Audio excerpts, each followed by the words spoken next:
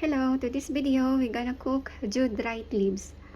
How to do this? I prepared 200 grams of jute dried leaves, already soaked the whole night and clean, washed and clean. And here I have a smashed 2 whole garlic, and I have coriander powder, olive oil, a piece of lemon, and coriander leaves, and 3 medium size of sliced onion.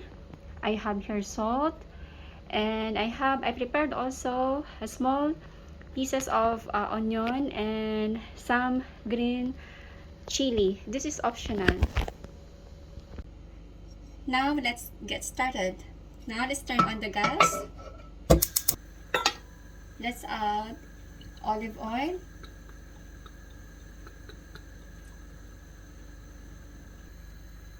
and let's fry first our smashed garlic.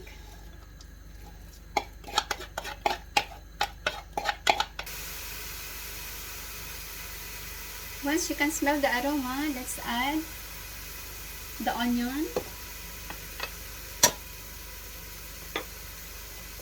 Let's fry the onion.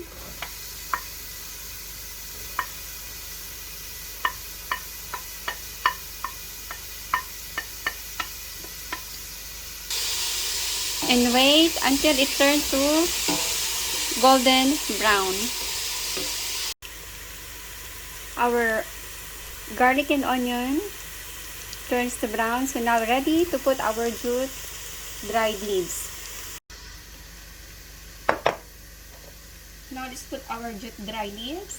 Let's put all.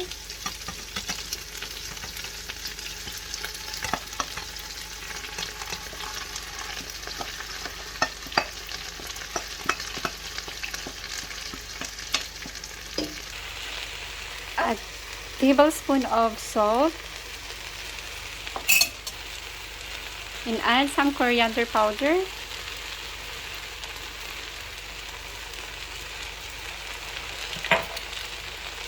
mix together,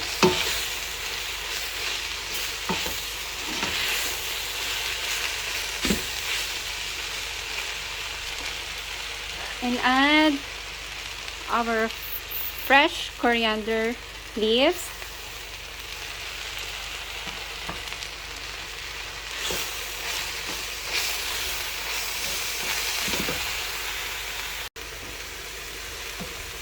After mixing all the ingredients, let's add some broth, chicken broth that I boiled chicken before. We're gonna use the chicken broth to cook the jute leaves.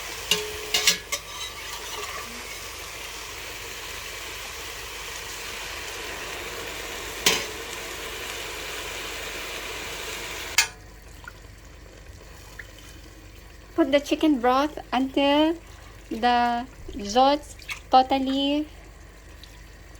leaves totally covered.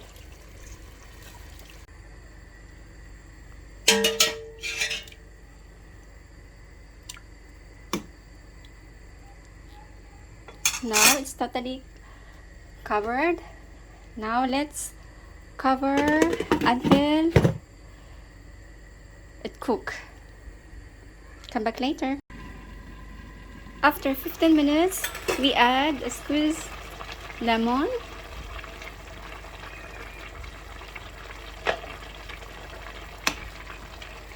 Let's mix. And let's cover again.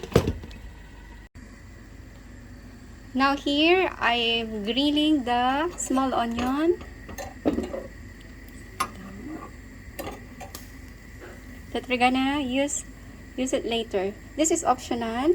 You can add it if you don't want, it's okay.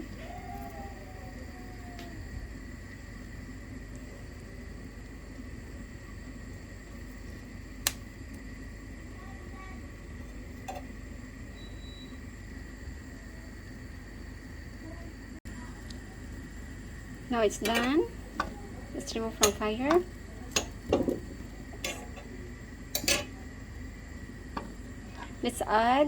Let's grill the chili.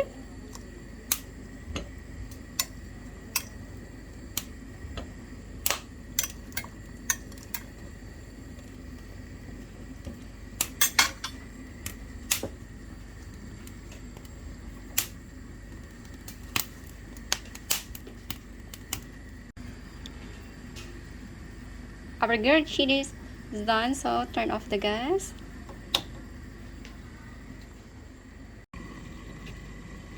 Now let's put our grilled onion and chili on the top to give more aroma.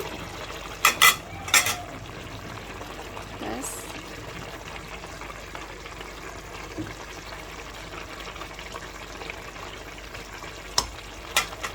And leave for about 10 minutes.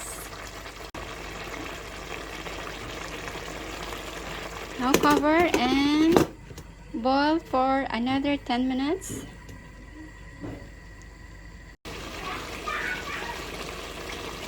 Our jute is done. Let's turn off the gas and ready to serve.